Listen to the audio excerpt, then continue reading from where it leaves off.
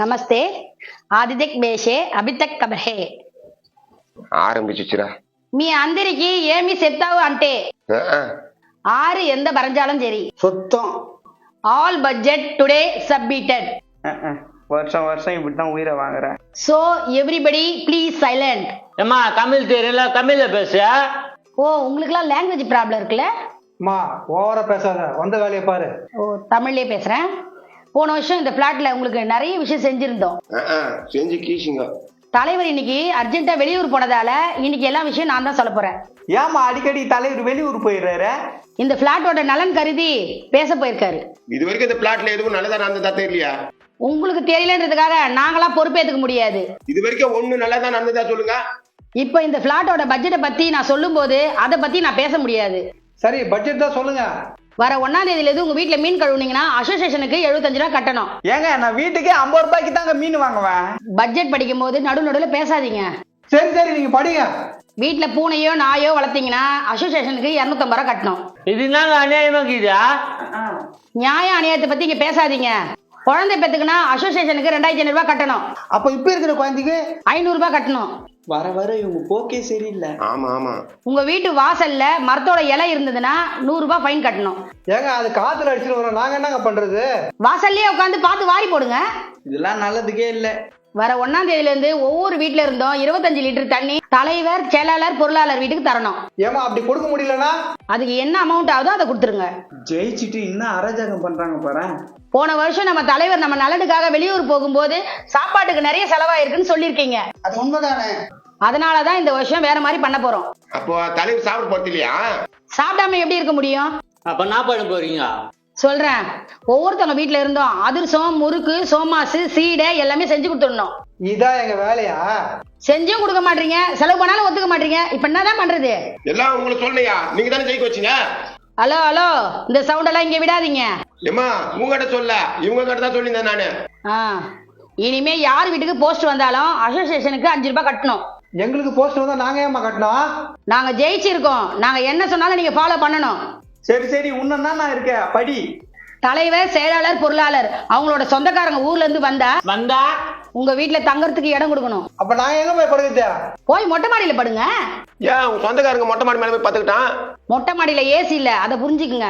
அப்ப நாங்க ஏசி இல்லாம படுக்கணுமா? மாசம் ஃபுல்லா ஏசியில படுக்குறீங்க, அவங்க வரும்போது தானே மொட்டை மாடியில படுக்க சொன்னேன். இதெல்லாம் ஓவர் அநியாயமா?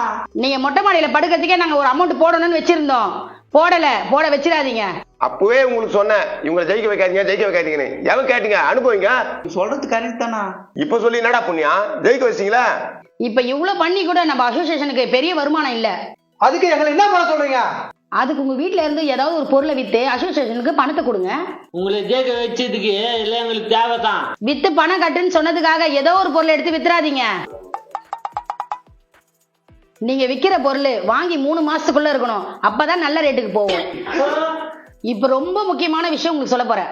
நீங்க சொல்றது எல்லாம் முக்கியமான விஷயம் தான், சொல்லுங்க. எல்லாம் உங்க நல்லதுக்காக தான் பண்ணின்னு இருக்கோம். May come in. பட்ஜெட் போயின்னு இருக்க நேரத்துல என்ன பாதியில அப்பயே வர தெரியாதா? சாரி மேடம், கொஞ்சம் லேட் ஆயிடுச்சு. உட்காருங்க. தேங்க்ஸ். பட்ஜெட் எப்படி போச்சு? வைத்தாசுல கலப்பாத. நல்லா போச்சு.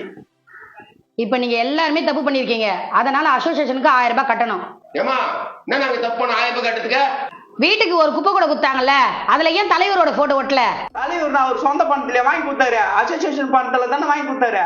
அசோசியேஷன் பணத்துல இருந்து தான் வாங்கி கொடுத்தாரு. அவர் தலைவர், அவர் போட்டோ ஒட்டல இருந்தா 1000 ரூபாய் ஃபைன் கட்டணும். நாம ரொம்ப பேசிட்டு போற, அதெல்லாம் சொல்றதுக்கு நீ யாரு? நான் இங்க அக்கவுண்ட்ஸ் பாக்குறேன், எனக்கு கேட்க முழு உரிமை இருக்குது. எது முழு உரிமை இருக்கா?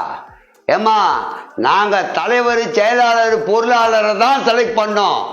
உங்களை நாங்க செலக்ட் பண்ணல, சொல்றதுக்கு உங்களுக்கு உரிமையே இல்ல. அதே தலைவர், செயலாளர், பொருளாளர் 3 பேரை சேர்ந்தா என்ன செலக்ட் பண்ணிருக்காங்க. கரெக்டுமா?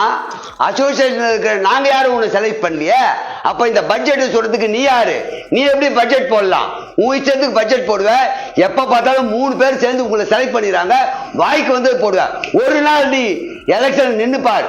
இந்த தேர்தலில் அசோசியேஷன் நின்னா நாங்கெல்லாம் ஓட்டு போட்டோம்னா அப்படி ஜெயிச்சு வந்து உட்காந்து அப்போ பட்ஜெட் போடு, நாங்க கேட்டுக்கிறோம். நீங்க கத்தாதீங்க, அந்த மாதிரி ரூல்ஸ் இன்னும் வரல.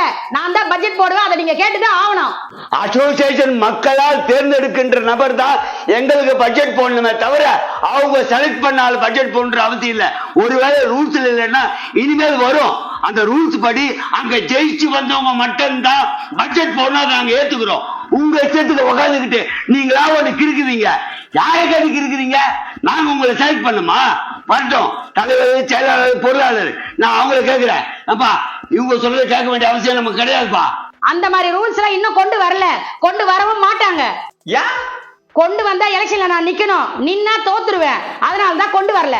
இப்ப தெரியுதா ஏன் கொண்டு வரலன்னா? கொண்டு வந்தா அந்த அம்மா ஜெயிக்க மாட்டாங்க தான் கொண்டு வரல. நீ சொல்றது கரெக்ட் தானா? இனிமேல் அந்த சீட்ல உட்காரவங்க நம்மள மாதிரி இருக்கிற அசோசியேஷன் மக்கள் எல்லாரும் செலக்ட் பண்ணா மட்டும் தான் உட்காரணும்ன்ற ரூல் கொண்டு வரணும். அது வரைக்கும் இப்படிதான் ஆட்டம் போடுவாங்க. இதை நாங்க ஒத்துக்க மாட்டோம்.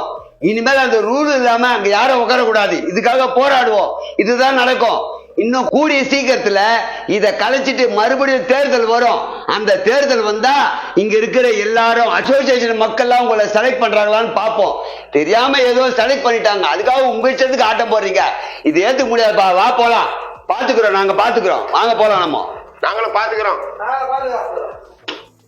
ஐயையோ, கண்டுபிடிச்சிட்டாங்களே, இனிமே ஒண்ணும் பண்ண முடியாது போல.